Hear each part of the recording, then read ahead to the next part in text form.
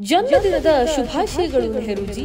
ಶುಭಾಶಯಗಳನ್ನು ನಿಮಗೆ ಕೋರಲಾರೆ, ಏಕೆಂದರೆ ಅದಕ್ಕಾಗಿ ಉತ್ತಮ ಕಾರ್ಯಗಳನ್ನು ಮಾಡಿರಬೇಕು. ನೀವು ಅದನ್ನು ಎಂದೂ ಮಾಡಿಲ್ಲ. ನಿಮ್ಮ ಜನ್ಮದಿನವನ್ನು ಆಚರಿಸಬೇಕು ಅಥವಾ ನಿಮ್ಮ ತಪ್ಪು ತೀರ್ಮಾನಗಳಿಂದ ನಿಮ್ಮ ಪುಣ್ಯತಿಥಿಯನ್ನು ಆಚರಿಸಬೇಕು. ಈ ಗೊಂದಲದಲ್ಲೇ ಪ್ರತಿ ವರ್ಷ ಇರುತ್ತೇನೆ.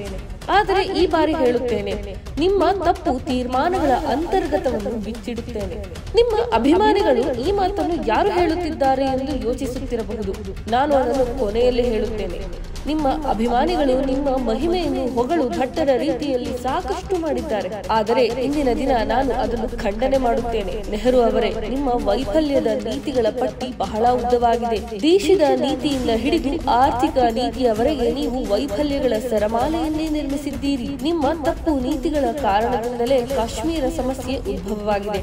ವಿಶ್ವಸಂಸ್ಥೆಗೆ ಈ ವಿಷಯವನ್ನು ಕರೆದೊಯ್ದು ನೀವು ಆಂತರಿಕ ವಿಷಯವನ್ನು ಅಂತಾರಾಷ್ಟ್ರೀಯ ಮಾಡಿಬಿಟ್ಟಿರಿ. ಚೀನಾವನ್ನು ಕುರಿತಾಗಿ ನಿಮ್ಮ ಕಲ್ಪನೆ ಸದಾ ತಪ್ಪಾಗಿತ್ತು.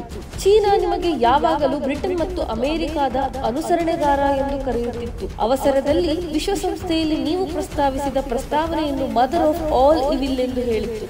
ಆದರೂ ನೀವು ಸದಾ ಚೀನಾದ ಮುಂದೆ ತಲೆಬಾಗುತ್ತಾ ಹಿಂದಿ ಚೀನಿ ಭಾಯಿ ಭಾಯಿ ಎಂದು ಹೇಳುತ್ತಿದ್ದೀರಿ. ನೆಹರೂಜಿ, ಈ ಅವಮಾನವನ್ನು ಚೀನಾ ನಿಮಗೆ ಮಾಡುತ್ತಿರಲಿಲ್ಲ, ಅದನ್ನು ಭಾರತಕ್ಕೆ ಮಾಡುತ್ತಿತ್ತು. ನಿಮಗೆ ನಿಮ್ಮ ಗೌರವದ ಬಗ್ಗೆ ಚಿಂತೆ ಇರದಿದ್ದರೂ ಭಾರತದ ಗೌರವದ ಬಗ್ಗೆ ನಿಮಗೆ ಚಿಂತೆ ಇರಬೇಕಿತ್ತು. ನಿಮ್ಮ ಕಾರಣದಿಂದ ನಮ್ಮ ಸಾವಿರಾರು ಯೋಧರು ಮೃತಪಟ್ಟರು. ನಿಮ್ಮ ಕಾರಣದಿಂದ ಚೀನಾ ಸಾವಿರಾರು ಚದರ ಕಿಲೋಮೀಟರ್ ಭೂಮಿಯನ್ನು ವಶಪಡಿಸಿಕೊಂಡಿತು. ನೆಹರೂಜಿ, ಚೀನಾ ನಿಮಗೆ ಏನೋ ವೈಯಕ್ತಿಕ ಸಹಾಯ ಮಾಡುತ್ತಿತ್ತಾ? ಇಲ್ಲವಾದರೆ ಏಕೆ ನೀವು ಭಾರತದ ಹಿತಾಸಕ್ತಿಗಿಂತಲೂ ಚೀನಾವನ್ನೇ ಹೆಚ್ಚು ಕಾಳಜಿ ವಹಿಸುತ್ತಿದ್ದೀರಿ?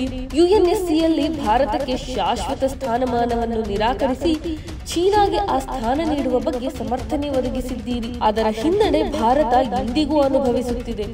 ರಕ್ಷಣಾ ಮತ್ತು ಭದ್ರತೆಯ ವಿಷಯವಾಗಿ ನಿಮ್ಮ ಬಳಿ ಯಾವುದೇ ಯೋಜನೆ ಇರಲಿಲ್ಲ. ಡಿಫೆನ್ಸ್ ಪ್ಲಾನ್ ಅಗತ್ಯವಿಲ್ಲ.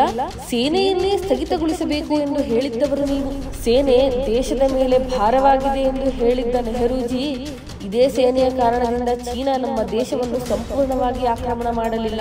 ಬರೆಯಲು ಇನ್ನೂ ಸಾಕಷ್ಟು ವಿಷಯಗಳಿವೆ. 1000 ಪತ್ರಗಳಲ್ಲಿ ಬರೆದರೂ ಸಾಲದು. ಆದರೆ ಕೊನೆಯಲ್ಲಿ ನಿಮ್ಮ ತುಷ್ಟೀಕರಣದ ರಾಜಕಾರಣದ ಉಲ್ಲೇಖವನ್ನು ಮರೆಯಲು ಸಾಧ್ಯವೇ ಇಲ್ಲ. ತುಷ್ಟೀಕರಣ ರಾಜಕಾರಣದ ಮೂಲಕ ನೀವು ಬಿತ್ತಿದ್ದ ದ್ವೇಷದ ಬೀಜವು ಇಂದು ಬೃಹತ್ ಮರವಾಗಿ ಬೆಳೆದಿದೆ. ಅದರ ಬೇರುಗಳನ್ನು ಇಂದು ನಿಮ್ಮ ವಾರಸುದಾರರು ನೀರಾಡಿಸುತ್ತಿದ್ದಾರೆ ಮತ್ತು ದ್ವೇಷವನ್ನು ಹರಡುತ್ತಿದ್ದಾರೆ. ಈ ವ್ಯಥಿತ ಮನಸ್ಸಿನಿಂದ ನಿಮಗೆ ಹೇಳುವುದೇನೆಂದ್ರೆ, ನೀವು ಇಲ್ಲದಿದ್ರೆ ಭಾರತ ಇನ್ನೂ ಸುಖವಾಗಿ ಇರುತ್ತಿತ್ತು. ನಿಮ್ಮ ತಪ್ಪು ತೀರ್ಮಾನಗಳಿಂದ ದುಃಖಿತನಾದ ಒಬ್ಬ ಸಾಮಾನ್ಯ ಭಾರತೀಯ.